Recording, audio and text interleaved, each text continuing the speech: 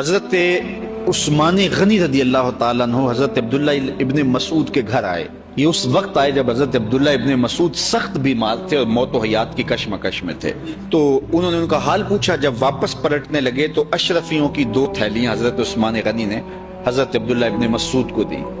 تو حضرت عثمان کو تھیلیاں دیتے ہوئے دیکھ کر کے حضرت عبداللہ ابن مسعود صحابی رضی اللہ تعالیٰ عنہ نے کہا یہ کیا ہے؟ کہا یہ جو ہے ضروریات پوری کر لینا. تو آپ نے کہا کہ میں تو جا رہا ہوں, میری تو ضروریات ختم ہو رہی ہیں. تو کہا حضرت آپ کی بیٹیاں تو ہیں, بیٹا تو ہے نہیں, تو یہ آپ کے بعد آپ کی بیٹیوں کے کام آ جائیں. تو حضرت عبداللہ ابن مسعود کا یقین دیکھیے, فرمانے لگے کہ یہ کسی اور کو دے دو, میری بیٹیوں کو ضرورت نہیں رہے گی, اس لیے کہ میری بیٹیاں اتنی دیر تک سوتی نہیں ہیں جتنی دیر تک سورہ واقعہ نہیں پڑھ لیتے.